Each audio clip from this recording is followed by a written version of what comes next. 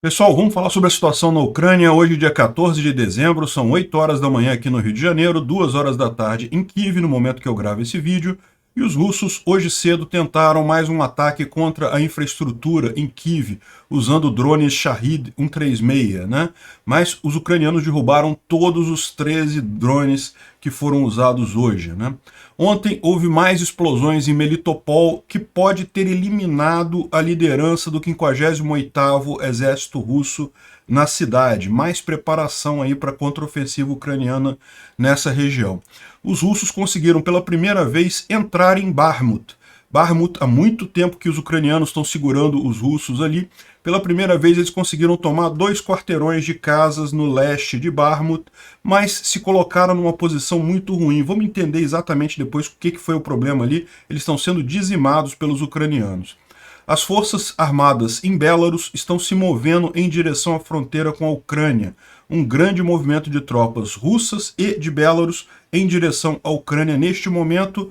Será que vai haver um ataque pelo norte da Ucrânia? A opinião da maior parte das pessoas, e a minha também, é que não. Mas vamos ver o que tem sobre isso, né? E diversas operações envolvendo espionagem resultaram na prisão de um monte de gente lá na Ucrânia e também nos Estados Unidos. Impressionante, um depoimento de um ex-espião da FSB que fala sobre como que a Rússia monta suas redes de espionagem, como que ela contrata as pessoas para trabalhar para ela. Bem interessante isso, né?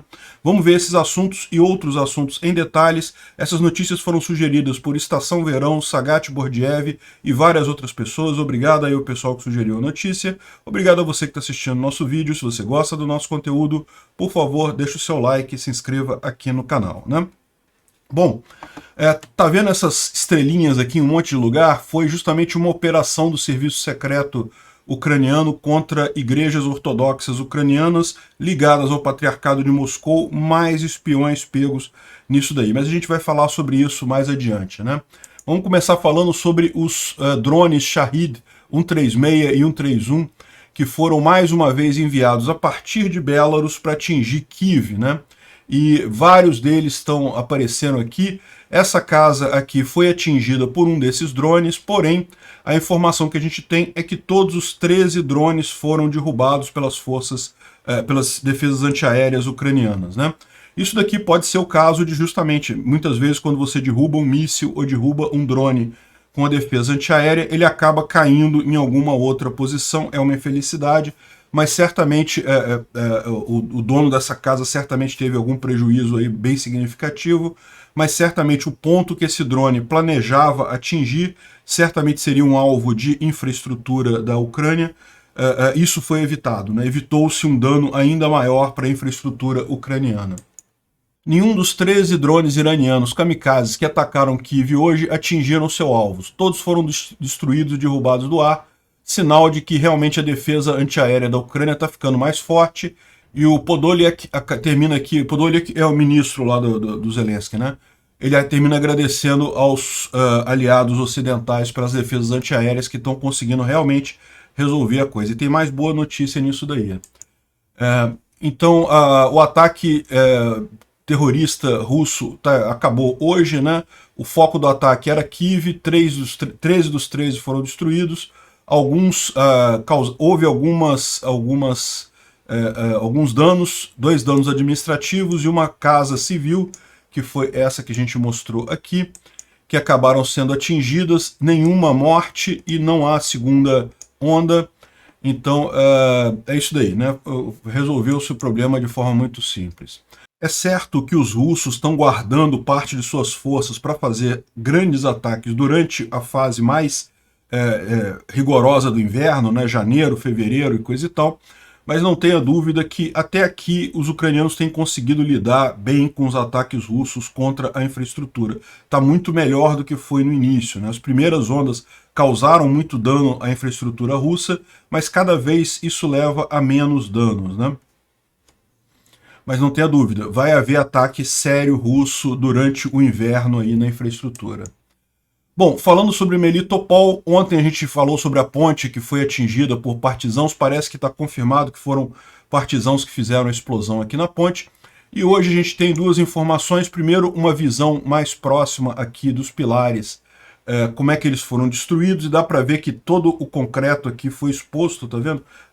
Dá para ver a armação do concreto aqui embaixo, e dá para ver o quanto é instável a situação da ponte, né? Ela está apoiada na quina da coluna aqui embaixo, ou seja, realmente é temerário que o solo cedendo mais um pouquinho, isso aqui acaba por vir tudo ao chão, né? E tem algumas imagens aqui também da ponte em si, como a gente mostrou ontem, e está sendo usada por pedestres, não está sendo usada por carros, nem ônibus, porque a própria inclinação dela, né, o carro bateria o fundo, o caminhão maior bateria o fundo ali. Talvez uma picape ou um carro mais alto consiga passar sem problemas pela ponte. A ponte, por mais que esteja equilibrada só na ponta do pilar, né, isso aí para uma picape ainda segura fácil. Mas caminhão maior, isso daí não tem mais nenhuma condição de usar essa ponte, né? Mas como a gente explicou, esse riozinho é um rio muito, muito pequeno, não é um grande rio, então os russos já estão fazendo um desvio aqui do lado, já estão preparando um desvio, não vai interromper o tráfego, mas vai dificultar o tráfego, que é o objetivo dessa ação que aconteceu ontem, né? Além disso, houve na tarde de ontem, na tarde do dia 13 de dezembro, um monte de explosões em prédios no centro de Melitopol, né? Melitopol, como vocês sabem, a cidade onde estava é uma cidade bastante estratégica aqui. Toda a parte de rodovias e ferrovias entre a região de Donbás e a Crimeia passa por Melitopol. Então Melitopol é realmente um centro muito importante aqui na região, e foi uma das primeiras cidades capturadas pelos russos quando eles invadiram, e é justamente aqui que parece que está o grosso do comando russo nessa região. E essa explosão, segundo estão dizendo, aqui ele só fala que houve uma explosão muito, muito forte na área de uma escola de xadrez, um prédio de uma escola de xadrez, e que teria sido uma explosão muito grande, né? Não consta que foi ataque aéreo, não foram mísseis atingidos, ou seja, foi também um trabalho de partisãos na região explodindo isso daí. E a informação que o New York Times traz aqui, né, também a informação que a gente já falou no vídeo de ontem, que no final das contas tudo vai depender de Melitopol, ou seja, tudo indica que a Ucrânia vai tentar tomar Melitopol, e se conseguir fazer isso, a Rússia vai ficar numa situação muito ruim, muito difícil, principalmente no sul da Ucrânia e na Crimeia, porque a ponte aqui da Crimeia ainda não está operando com capacidade total, não tem capacidade de passar trem, e cortando essa ligação aqui, a situação ficaria realmente crítica para os russos nessa região. Além disso, a gente tem a informação que foi trazida para a gente pelo Ukraine Frontlines, de que essa explosão que aconteceu em Melitopol levou à destruição da liderança do 58º Exército Russo na cidade, né? Eles estão dizendo aqui que foi confirmado, mas eu peço atenção para vocês, porque só via confirmação por parte deles, né? Isso não quer dizer que não seja verdade, porque eles são pessoas que estão baseadas na Ucrânia, então têm acesso a uma grande quantidade de textos em ucraniano que a gente aqui acaba nem vendo, então pode ser que seja verdadeiro, né? Eu acredito que seja verdadeiro, né? Até porque tem essas explosões que aconteceram aí na cidade ontem, mas a gente não tem essa confirmação ainda de que foi a liderança do exército russo na região que foi atingida, né? De qualquer forma, está óbvio para todo mundo que existe uma grande iniciativa ucraniana nessa região. Vamos ver quando é que isso vai acontecer. A expectativa de todo mundo, dos principais analistas militares ocidentais, é que seja no início de janeiro, né? Por hora, os ucranianos estão só preparando a região para essa ofensiva. Essa notícia aqui está bem pró-Rússia, né? Tá colocando a coisa como, olha só, não, o grupo Wagner furou as linhas de defesa ucranianas e vão tomar o controle de Bakhmut e coisa e tal, né? E, poxa, estão colocando aqui, ou o repórter ou a publicação são russistas, são a favor da Rússia, então ignora um pouco isso daí. Mas o que eles estão falando aqui não deixa de ser verdade, tá? A fonte é o Instituto para o Estudo da Guerra, eles publicaram hoje, realmente a gente vai falar sobre a publicação deles hoje, que houve um furo nas linhas de defesa ucranianas em Bakhmut, e pela primeira vez o grupo Wagner, junto com o exército russo, conseguiu tomar 2 quarteirões no leste de Bakhmut, né? Até aqui, toda a briga em Bakhmut, os russos estão tentando tomar essa cidade desde... vai 6 meses, isso desde junho, e não conseguem, né? Conseguiram avançar alguma coisinha, mas estão ainda nos subúrbios aqui da cidade, não conseguiram entrar na cidade, e a notícia é justamente que eles teriam tomado esses 2 quarteirões aqui, ó, nesse cantinho aqui da cidade, eles teriam tomado esses quarteirões aqui, né? Mas a gente vai ver que sim, isso aconteceu, mas que logo foram totalmente dizimados pelos ucranianos, né? Foi o que descreveu muito bem aqui o Reporting from Ukraine, que é um canal no YouTube. Eu recomendo muito que vocês acompanhem o canal dele também. Ele tem muitas visões táticas bem interessantes, ele explica muito melhor alguns pontos que são ditos aí pelas notícias. É aquilo que eu falo para vocês, o cara é ucraniano, ele mora em Mykolaiv, ele tá lá na guerra, ele tá acompanhando a coisa toda de perto. Então ele tem acesso a muito mais informações que até eu tenho, porque embora tenha tradutor automático, a gente acaba ficando limitado a mais informações que saem em inglês ou em outras línguas, né?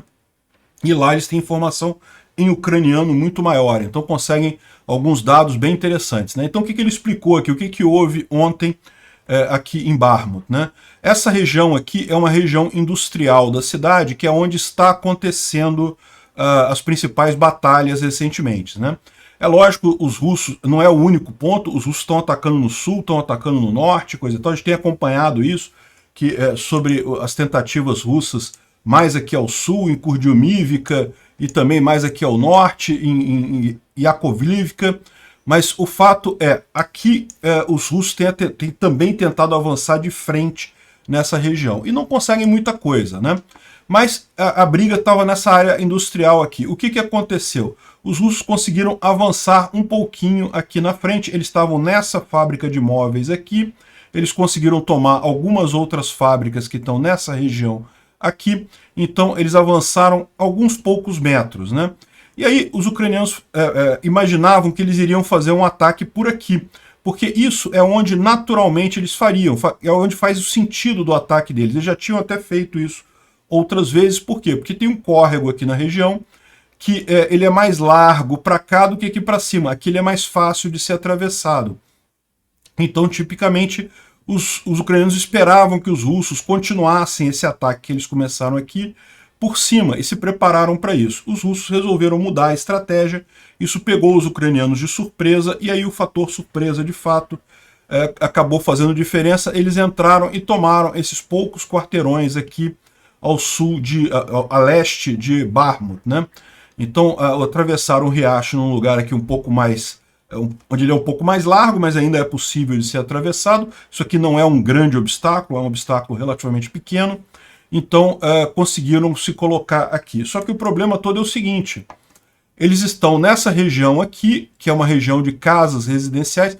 Veja, tudo isso daqui já está destruído, tá, gente? Não tem mais gente morando aqui. Já fazem dias e dias que os bombardeios russos, meses de bombardeios russos, tudo isso aqui está destruído, né? Mas se você reparar, essa região é uma região de casas residenciais, e os russos começaram a usar essas casas para se abrigar, né?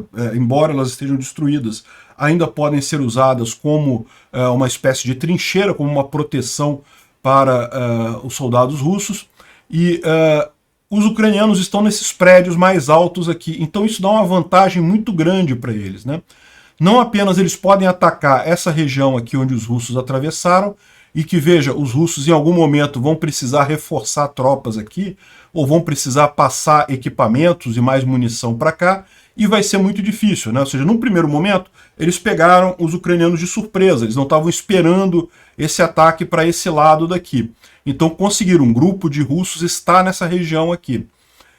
Mas agora eles estão totalmente sob controle de fogo dos ucranianos, aqui dos prédios mais altos nessa região, e também estão impedidos aqui, tentativa de passar nessa região aqui vai ser problemática também, porque agora os ucranianos estão prestando atenção, né?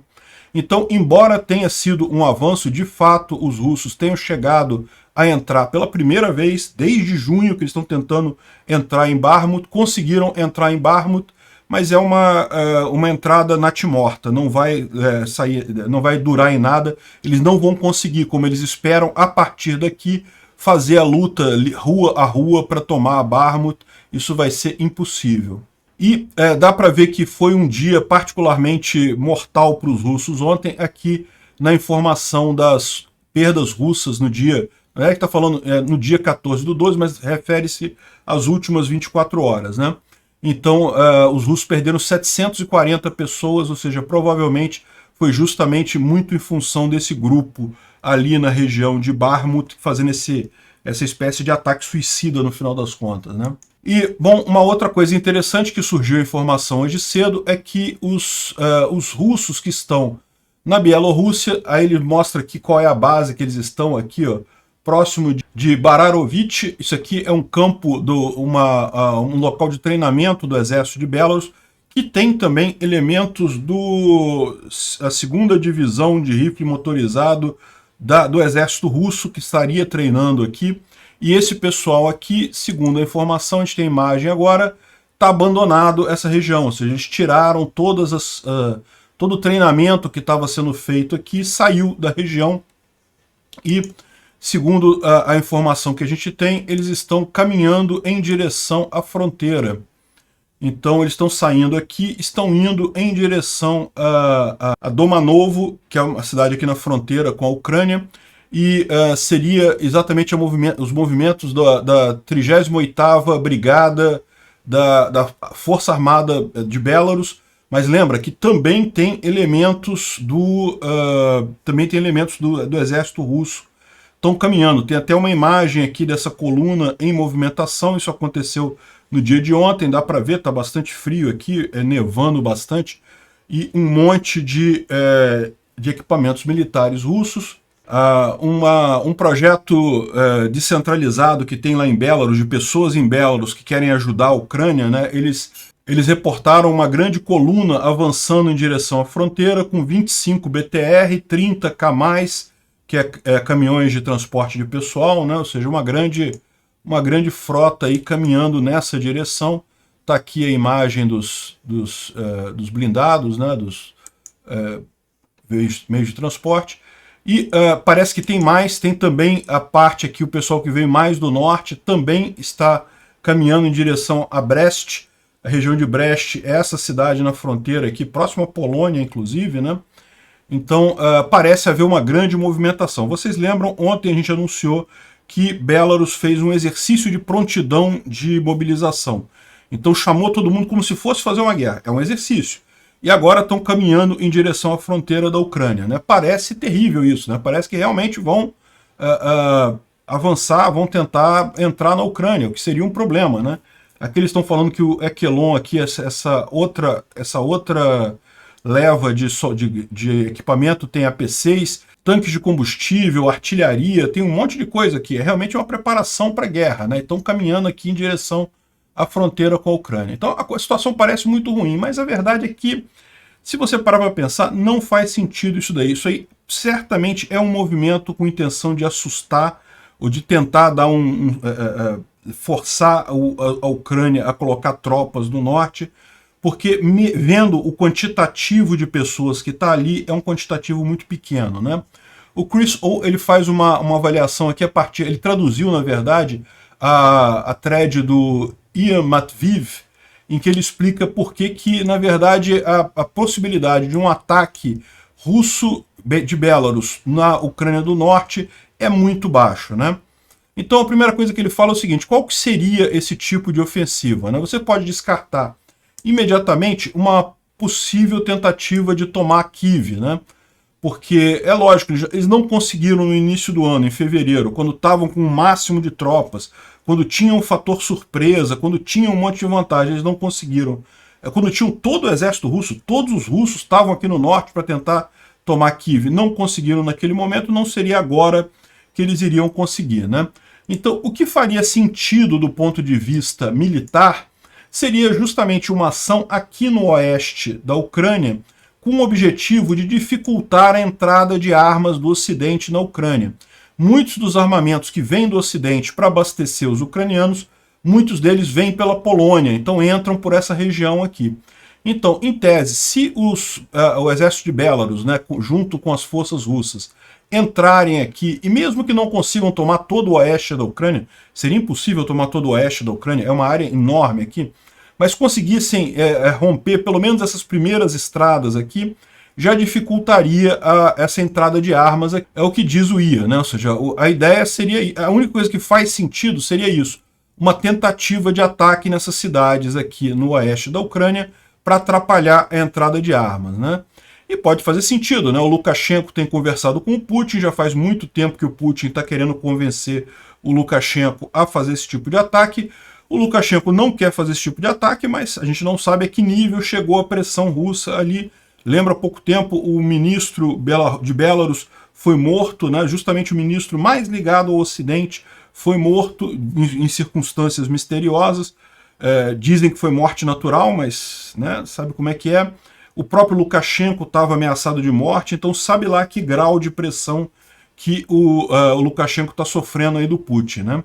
E aí, é o que ele fala, né? A única expectativa seria uma tentativa, talvez, de pegar algumas cidades aqui na região oeste, e de fato, se você olhar essas imagens aqui, as colunas estão todas se dirigindo para essa região oeste aqui, né? Que seria essa a explicação que eles pretendem fazer, né? Fazer um ataque nessa região aqui para evitar a transmissão de tropas, né? Adicionalmente, existem algumas usinas nucleares nessa região aqui, particularmente a usina nuclear de Rivne, e eles podem querer usar a usina justamente como um porto seguro, como um abrigo para as tropas nessa região. Então, isso poderia fazer sentido, esse tipo de estratégia, né?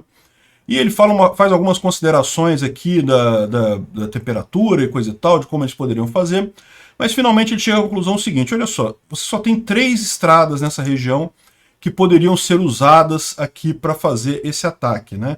São essas 3 estradas aqui que cruzam a fronteira entre Belarus e a Ucrânia aqui no norte. Uma estrada aqui por Ratne, outra aqui por Dubrovitsia e outra aqui por Lyubeshiv.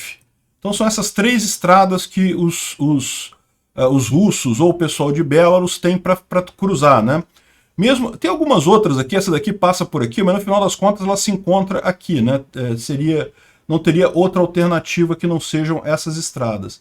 E aí, o que ele vê como um problema nisso daqui, né? Seria extremamente fácil os ucranianos defenderem, e de fato, eles já fizeram isso, eles já fizeram grandes obstáculos entre a Belarus e a Ucrânia, né?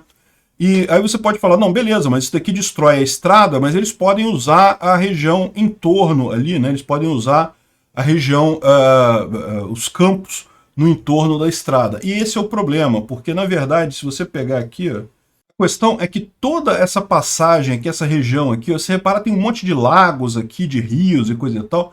Isso aqui tudo é um grande pântano, essa fronteira entre a Belarus e a Ucrânia. E como ele está falando aqui que você tem as temperaturas que estão relativamente altas nesse momento, elas podem até cair mais adiante, né, a partir de 1º de janeiro, mas nesse momento aqui elas estão se mantendo um pouco acima da temperatura de congelamento, o que significa que seria difícil o pessoal conseguir andar fora das estradas. Só teria como andar nas estradas mesmo. E as estradas, olha como é que elas estão todas protegidas com fossos enormes. Então seria muito difícil eles conseguirem avançar aqui, mesmo em estradas pouco vigiadas, ou estradas menores, né? Então, no final das contas, seria algo impossível. Eles precisariam, segundo ele calcula aqui, de uma força de pelo menos 40 mil soldados para conseguir fazer algo de forma significativa ali. E a informação que você tem apenas entre 9 e 12 mil mobilizados em Belarus, que teriam a capacidade de fazer esse ataque, e ele precisaria de 40 mil, como eles estão fazendo assim. Então, isso está muito longe de conseguir, mesmo com os russos que estão lá em Belarus também, não acrescenta muito nessa força. Então seria impossível eles conseguirem algum avanço nisso daí de forma significativa, né? Então, essa é a conclusão que eles chegam, que embora... Isso aqui é muito engraçado, essa imagem aqui dos russos descarregando o tanque do trem. Não sei porque eles estão fazendo isso dessa forma, mas enfim. estão tirando o tanque do trem aqui, parece que o tanque e não deu muito certo, né? Mas enfim, a conclusão final dele é que não conseguiriam fazer esse ataque de Belarus, pelo menos não por hora. É lógico, tem que ficar de olho, tem que prestar atenção e coisa e tal. O que eles estão fazendo ali é só provocação, não vão fazer nada sério, mas tem que ficar de olho. Pode ser que em algum momento isso se torne de fato uma ameaça, né? Bom, essa é também a opinião do Arestovich. O Arestovich fala sobre isso daí. Ele fala um pouco sobre os avanços, a questão de Bakhmut, coisa e tal. Mas o principal ponto que ele coloca aqui é que justamente é o uso de Belarus, né? Ele coloca aqui, ó, sobre o iminente ataque de Belarus, que está causando uma histeria na mídia, que começou a checar uma mobilização e coisa e tal, que as forças estão avançando para a fronteira, porém apenas 12 transportadores de pessoal blindados foram verificados, então isso é só uma tática de diversionismo e não tem chance nenhuma de conseguir, de realmente fazerem alguma coisa, né? O objetivo é manter as tropas ucranianas lá no norte, né? De qualquer forma, vamos observar, se for acontecer, vai acontecer alguma coisa muito em breve e deve ser nessa região oeste aqui da Ucrânia. Vamos ver se há alguma movimentação de fato ali, né? Uma notícia animadora, os Estados Unidos podem fornecer os mísseis Patriot de defesa antiaérea para a Ucrânia. Isso está previsto aí nas próximas semanas. Vamos ver se realmente isso vai ser confirmado, né? Um outro ponto, ele fala mais um monte de coisa aqui, ele fala sobre o Putin que não vai falar com a imprensa, mas isso a gente já falou ontem, né? Já explicamos isso ontem. E ele tem aqui um ponto que é bem interessante, que é o planejamento da ofensiva russa, que quer ter alguma coisa para apresentar ao público no aniversário da guerra. O aniversário da guerra está chegando, né? Dia 24 de fevereiro. Né? Estamos agora no meio de dezembro, ainda tem o mês de janeiro inteiro, o mês de fevereiro praticamente inteiro, e embora pareça um espaço de tempo muito grande, esse espaço de tempo é no inverno, onde as coisas naturalmente acontecem de forma mais lenta.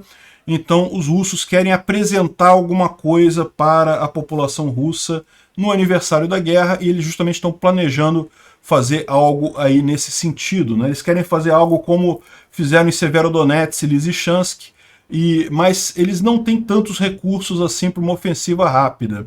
Vamos ver se realmente vai acontecer alguma ofensiva russa significativa neste momento, né? O Instituto para Estudo da Guerra também tem a mesma opinião, que as forças de Belarus continuam sendo pouco provável um ataque da Ucrânia pelas forças de Belarus, apesar de terem feito, se botado em prontidão, de estarem caminhando para a fronteira. Aqui, ó, olha o problema que eu falei para vocês, esse mapa aqui mostra muito bem, ó. Essa região toda aqui na fronteira entre a Ucrânia e Belarus é um grande alagadiço, são muitos rios, lagos, é uma região pantanosa. Então você só tem as estradas mesmo para passar aqui, você não pode atravessar no meio do campo, porque é uma região complicada. Teoricamente, no auge do verão ou no auge do inverno, isso pode ser possível, porque no auge do verão está tudo muito seco, então você consegue andar no solo seco ali. No auge do inverno você consegue devido ao congelamento do solo. Mas isso aí ainda resta ver se vai ter um congelamento suficiente para passar tanques nessa região aqui. Continua sendo algo muito complicado e certamente nas próximas semanas isso não vai ser. Bom, como eu falei para vocês aqui no início do mapa, tem várias estrelinhas aqui ó, em várias regiões da Ucrânia. Isso é justamente uma ação do Serviço Secreto Ucraniano que está conduzindo buscas em várias catedrais, em várias igrejas, em vários órgãos da Igreja Ortodoxa Ucraniana ligada ao Patriarcado de Moscou. Né? A gente explicou esse problema da Igreja Ortodoxa Ucraniana, como tem algumas, não é uma coisa muito homogênea, você tem vários patriarcados, tem o Patriarcado de Kiev, que é a mais pró-Ucrânia, mas tem esse Patriarcado de Moscou que ainda influencia muitas igrejas lá na região da Ucrânia e que tem sido usado pelos russos como uma forma de serviço secreto para pegar informações. E é justamente nessa situação que está havendo essa ação aí dos ucranianos para identificar esse tipo de ação ilegal lá dentro, né? Não tem nada a ver com repressão da fé, repressão da igreja em si, apenas busca elementos ligados aos russos lá dentro. Bom, um agente russo que estava em contato com o grupo Wagner foi detido em Odessa. Então, o serviço secreto ucraniano conseguiu identificar esse espião russo lá em Odessa. Ele acabou sendo preso ontem, né? E ele estava agindo justamente informando, né, mostrando no mapa lá, marcando no mapa posições de coisas que os russos poderiam atingir para prejudicar a população de Odessa, né? Realmente uma coisa muito triste, mas essa coisa de espionagem ontem estava realmente na moda, vamos dizer assim, estava em foco, né? 5 nacionais russos, inclusive um oficial do FSB, um que é suspeito de ser um oficial do FSB, e 2 americanos foram acusados de estar ajudando a inteligência militar. Então a gente está falando de 7 espiões no total. Parece que um deles foi preso ontem, os outros foram identificados, estão sendo perseguidos lá nos Estados Unidos, né? Isso aconteceu ontem, 13 de dezembro, mostrando aí a preocupação toda com a espionagem que está havendo nos Estados Unidos e em vários países do mundo, né? E de novo eu faço aquele apelo aqui, que aqui no Brasil não se fala disso. E a impressão que eu tenho é que não se fala disso não é porque não tenha espionagem russa no Brasil, é porque a espionagem russa no Brasil já tá já tomou tanta coisa do governo brasileiro que não se fala por conta disso. Eles têm mecanismos de autocontenção, de autoproteção no final das contas. Eu acho isso extremamente preocupante no final das contas. Seria muito importante o governo brasileiro fazer uma avaliação da espionagem aqui, porque não tem muita gente. E aí uma coisa interessante que por um acaso saiu ontem também, foi a entrevista com o Pavel Belometnir, que é um antigo agente do FSB. Ele é um russo canadense, ele é descendente de russos, nasceu no Canadá, e em determinado momento da vida dele ele resolveu voltar para a Rússia para abrir um negócio lá na Rússia, e lá ele foi recrutado pelo FSB e se tornou um agente do FSB no Canadá mais adiante. E aí ele explica algumas coisas muito interessantes sobre como é que o FSB monta as suas bases em outros países, né? Como é que ele recruta gente. Porque, lógico, eles não podem chegar aí, quer ser um agente do FSB? Não é assim que funciona, né? É complicado esse tipo de coisa, né? E aí ele explica como é que aconteceu. Ele decidiu ir então, ele é de uma família russa que tinha emigrado para o Canadá. Então ele era russo-canadense. E ele voltou para a Rússia porque ele pretendia montar um negócio de carros, de venda de carros, alguma coisa assim, né?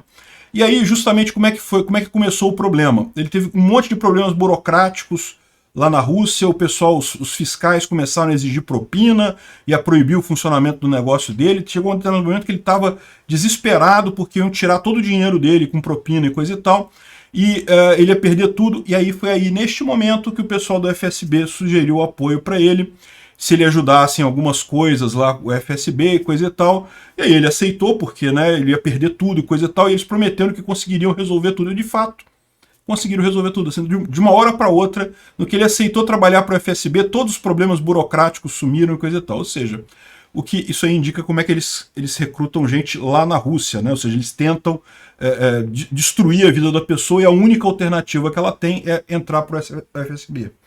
E daí, a partir daí, ele começou a dar informações para o FSB. Eles queriam muita informação, principalmente o que ele sabia dos grupos subversivos lá no Canadá, ou seja, bandidos no Canadá, o que ele sabia de máfias lá no Canadá, e principalmente máfias ligadas a pessoas russas que estavam no Canadá. Aí você pode pensar, o que tem a ver, né? Porque isso é crime comum, né? Crime comum de você ter máfia, ter bandido, isso tem em todo lugar do mundo, e lógico que tem alguns russos bandidos em todos os lugares do mundo, né? Por que eles queriam saber quem eram os russos? Porque, segundo diz a entrevista aqui, eu estou resumindo, tá, gente? A entrevista é enorme, se vocês quiserem depois ver, tem muita coisa aqui, mas o pessoal até falou comigo ontem que eu estou errando em ler tudo, né? Melhor só resumir, e eu acho que tem razão, fica mais dinâmico eu só resumir o que está escrito aqui. Mas enfim, ele explica como é que surgem essas células do serviço secreto russo nos países. E começam pelo crime organizado, começam pela máfia local, né? Por quê? Porque é a maneira mais fácil que eles têm de botar o pé no país. É justamente naquele lugar em que o governo do país tem menos influência, que é no crime organizado, que é no crime, né? Então, os russos, eles buscam essas pessoas que fazem atividades criminosas, ajudam essas pessoas. Então, por exemplo, ele fala aqui que uma das coisas que eles fazem é produzir documentos falsificados de alta qualidade. Os russos, como eles têm impressoras ligadas ao governo, tem todo o aparato governamental, eles conseguem produzir, por exemplo, uma carteira de identidade brasileira falsificada, mas com uma precisão incrível, assim, perfeita, não tem como dizer que é falsificada, né? E aí, o que o crime organizado nesses países faz? Usa isso para cometer fraude bancária. Então, por exemplo, clonar um cartão de crédito e aí ter a identidade, ter o CPF, ter todos os dados da pessoa para poder usar esse cartão de crédito e fazer algum ataque, coisa e tal. Então, ou seja, como é que a Rússia começa? Ela começa ajudando o pessoal que está no crime organizado, que faz sentido, porque quem está mais distante do governo, né, onde o governo daquele país tem menos ação, e daí ele cria aquela pequena célula que vai ser o que vai dar a força para ele crescer ali naquele região, né? Então a primeira célula é criminoso fazendo fraude de cartão de crédito, e a Rússia ajudando eles a fazer, ajudando eles a ganhar dinheiro, às vezes até mandando dinheiro para eles também, e pronto, o pessoal começa a crescer ali na região. E como todo crime organizado, acaba tendo alguma ligação com alguns policiais, e aí que eles entram no governo, porque sempre tem um policial corrupto ou outro, em qualquer lugar do mundo, até no Canadá, né? Aqui no Brasil então é molezinha, e aí eles começam a cooptar pessoas dentro do governo através dos policiais corruptos. E aí quando você vai ver, eles têm toda uma rede de crime organizado que parece ser crime organizado, mas na verdade é o FSB que está ali dentro apoiando aquilo ali. Aquele crime só funciona tão bem, só tem tanto sucesso porque tem dinheiro russo na coisa, né? E daí que eles vão crescendo essas cédulas em vários países. Então é isso que eles queriam que ele fizesse, que ele colocasse os russos do FSB em contato, não com o governo canadense ou com alguém no Canadá, mas com os criminosos no Canadá, né? Para eles crescerem esse tipo de coisa lá. Então muito interessante aqui ele explicando essa forma como o FSB cria. E outra coisa interessante que ele fala aqui é que desde que começou essa guerra, muitos agentes do FSB no mundo todo estão traindo a Rússia e estão migrando, estão aceitando acordos com agências de informação no mundo todo, né? Por que isso? Porque eles sabem da situação real da Rússia e perceberam que essa guerra é uma guerra suicida, que o Putin entrou numa enrascada e isso vai dar um problema grande na Rússia. Então, se você é um espião do FSB que está no exterior, a melhor coisa que você pode fazer é fazer um acordo com a CIA ou com o agente, com o serviço secreto daquele país, entregar o que você sabe e pedir asilo político, né? O que muitos têm feito. Ele foi um que conseguiu sair da Rússia e fez essa entrevista lá pro Vladimir Oshakin, né? Vladimir Oshakin é um ativista de direitos humanos que já fugiu da Rússia há muito tempo, porque era perseguido lá, né? Bom, a gente já falou sobre os americanos estarem mandando os Patriots para a defesa da Ucrânia. E a Eslováquia vai enviar a MiG-29 para a Ucrânia, parece que ela está pronta para enviar, mas esse negócio assim, se você olhar isso daqui, desde o início da guerra, a Eslováquia está pronta para mandar avião para a Ucrânia, mas tem toda uma confusão aí, a questão toda, a negociação para permitir isso é complexa. Vamos ver se dessa vez vai, né? E, bom, eu ia falar sobre essa reportagem aqui no War Translated, que fala sobre a percepção dos russos sobre a entrada de armamentos do Ocidente na Ucrânia. E eu vou resumir muito rapidamente, conforme for, eu faço depois um vídeo lá no Visão Libertária, porque é bem interessante essa thread aqui.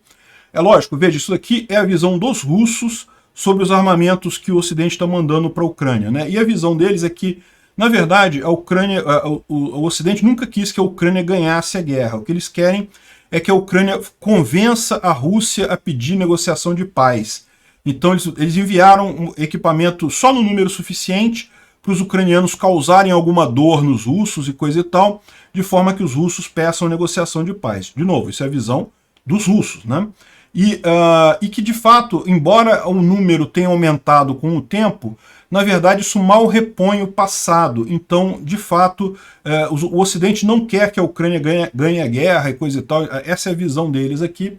e eles falam justamente sobre esse tipo de situação, o quanto que isso faz diferença no final das contas, e a visão deles é que o principal problema para o exército russo não é os Estados Unidos, não é o HIMARS, não é os americanos, é a Tchecoslováquia. Por que isso? Porque a Tchecoslováquia era um grande centro produtor de armamento soviético durante a Guerra Fria, né? E ao contrário dos outros países, a maior parte dos outros países, quando acabou a Guerra Fria, desativou as fábricas de armas e coisa e tal, acabou com tudo. Então, para recomeçar a fabricar equipamento militar padrão soviético seria muito complicado. A Eslováquia não. A Tchecoslováquia, ela manteve, por quê? Porque ela tinha alguns clientes na África que ainda usam equipamento soviético, então ela conseguiu manter ali. Não está ativa em escala total as fábricas de munição, caiu muito a coisa, mas ela continua produzindo munição estilo soviético, armamento estilo soviético, e isso preocupa mais os russos do que o armamento ocidental. Por quê? Porque eles já retomaram a produção 100% depois que começou a guerra na Ucrânia. Outros países ali, a Polônia, coisa e tal, estão pegando tecnologia com a Tchecoslováquia. Quer dizer, hoje em dia não é mais Tchecoslováquia, né? É a Tchequia e a Eslováquia, né? Mas não muda o fato que as fábricas continuam produzindo ali. Na visão deles, esse é o maior problema. Os ucranianos continuam tendo muita artilharia, muito munição, muita coisa, não por causa dos Estados Unidos, mas por causa do bloco ocidental, do antigo bloco soviético, apoiando a Ucrânia, né? Eu não sei se isso é verdade, tá? O curioso dessa thread aqui é exatamente isso. É mostrar como os oficiais lá em Moscou veem essa coisa, ou pelo menos os analistas militares lá em Moscou veem essa coisa. De repente eu faço um vídeo mais detalhado sobre isso, lá no Visão Libertária, né? E bom, só para terminar aqui algumas informações interessantes, a União Europeia vai doar uma grande quantidade de luzes LED para a Ucrânia.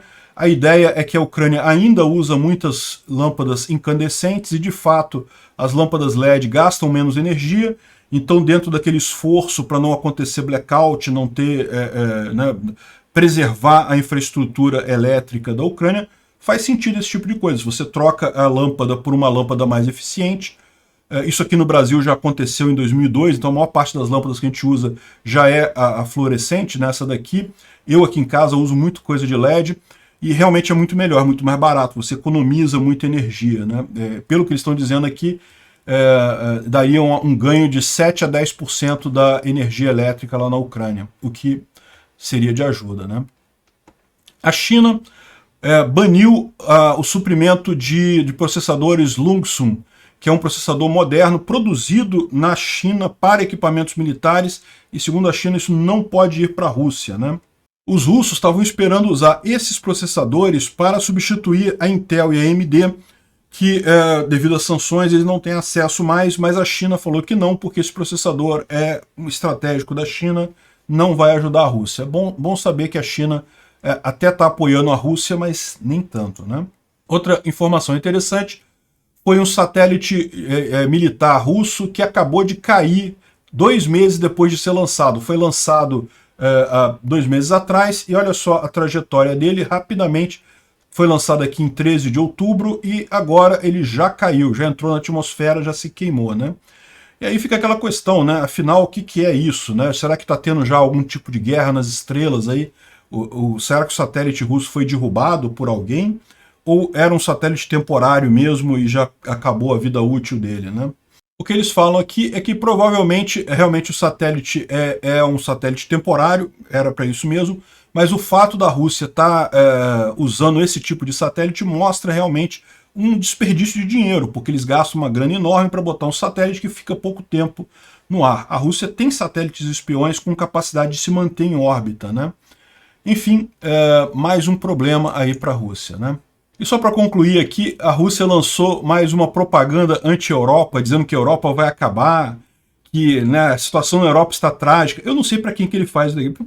Para o pessoal europeu está rindo disso.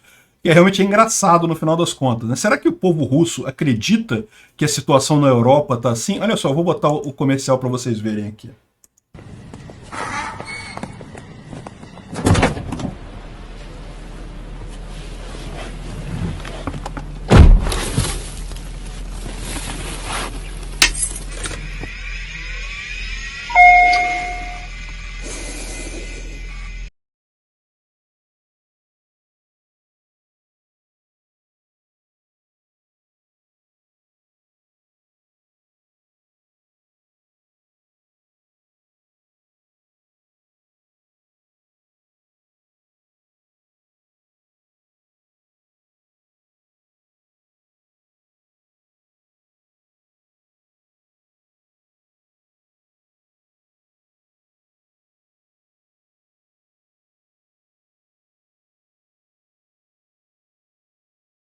Eu tive que tirar o som no finalzinho, porque tem uma música, né? E com a música pode dar copyright strike, então eu tive que tirar o som no finalzinho. Mas deu para vocês entenderem a ideia, né? O cara entra no carro, o carro não tem combustível, ele liga só o rádio do carro, o que é um contrassenso, porque se o carro está sem combustível, a bateria vai arriar rapidamente, né? Mas enfim, e usa um cavalo para andar com o carro, né? E aí fica a coisa curiosa, né? Eles falam aqui que não, dão a mensagem para os europeus mudarem para um transporte alternativo, porque em breve o combustível vai ser muito caro na Europa, né? Ainda termina com uma ceninha aqui engraçada do outro cara que não consegue fazer o jegue dele andar e coisa e tal. Enfim, o curioso é, cara, não tem lógica nenhuma isso, né? Será que essa propaganda certamente foi feita para os russos, para a população russa que está completamente na merda, poder ficar achando assim, ah, mas pelo menos os europeus estão na merda também, olha só que coisa, né? Só pode ser esse tipo de coisa, realmente é ridículo isso, mas eu achei engraçado, não achei ruim não. Obrigado por assistir o vídeo até o final.